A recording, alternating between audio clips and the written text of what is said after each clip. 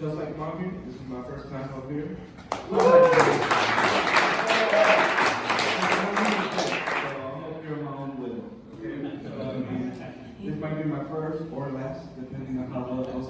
But, I was just listening to him, and he introduced everybody here first, and I heard that nobody was staying at the hotel, so I was assuming everybody's from Indiana here, right? Except Toledo guy. Well, I was just thinking because Indiana is the greatest state nobody wants to be from. Because I moved here, not that long ago. I moved here from California. March 20th, probably like my 12th year here. So I just recently got here. Because every time I talk to somebody, and I was like, oh, where are you from? Oh, I'm from California. Oh, you've been here? Why did you come here from California? I'm like, have you been to California? I'm a poor Hispanic kid.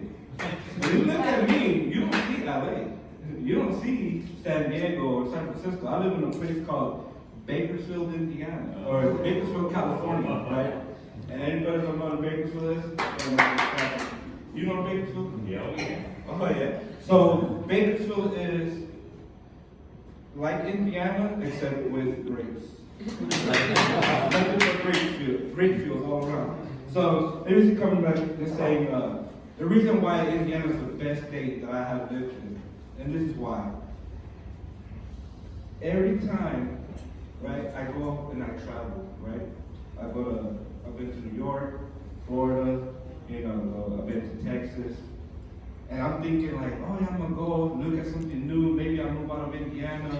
I'm moved to Indiana, working in factories and office, and you make a lot of money here. Rent is cheap, mortgages are cheap.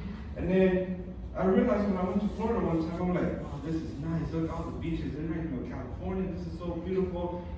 And me and my wife were sitting at a restaurant, and they brought the bill. And I looked at the bill, and I'm like, I think you got the wrong table. There's only two of us, it's $150. And in the end, I could eat my family of four for $40. What's going on here? Then you start realizing that Indiana is not that bad. Right? You come back to Indiana and you're like, you're studying Elkhart, you see those little elks all over Elkhart that are designed like, that is a beautiful piece.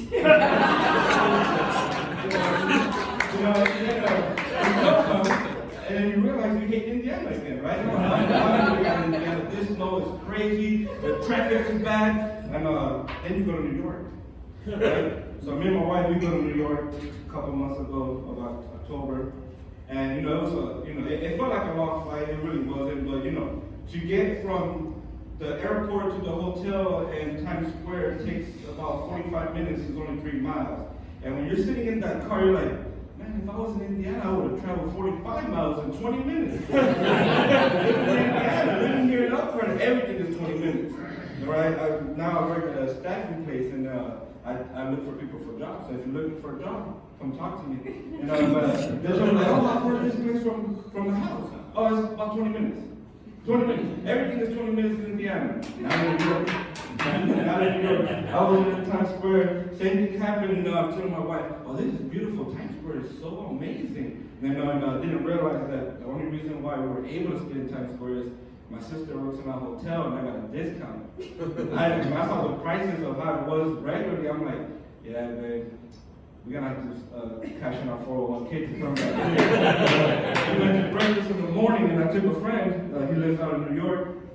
Invited him over for breakfast. I'm like, don't worry about it. We'll pay for you. We haven't seen you in years. And then they brought the bill, and I'm looking at it again. I'm like, excuse me, you got the wrong table. You got the wrong table. This is not my bill. I was like, $170? There's only 3 of us.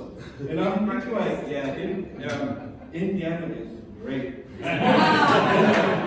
One thing I love about Indiana too is that even though we're a red state, and I don't really talk politics, but it's a good mixture, right?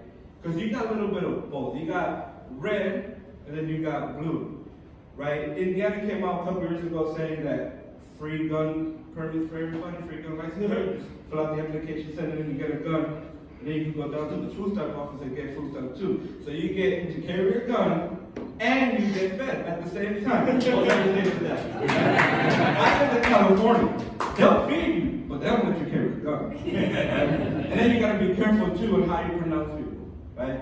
He, she, they, I'm getting lost. The thing I like about Indiana is that nobody really cares how you identify yourself, right? And I think that's what makes life better here in Indiana. That's why it's so much better, because like, somebody comes in like, hey, excuse me, man. It's good. I don't go by man, I go by Pasha. I'm like, yeah, nobody cares. Can you,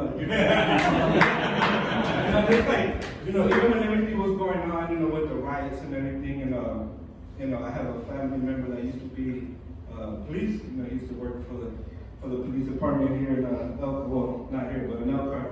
And like, hey, we're getting ready. We got the riding suits, because you saw what's going on in Chicago and New York and everything. And then, all I see is I go by the police department, and I just saw a bunch of cops dressed up for a riot. But there was no riot going on, right?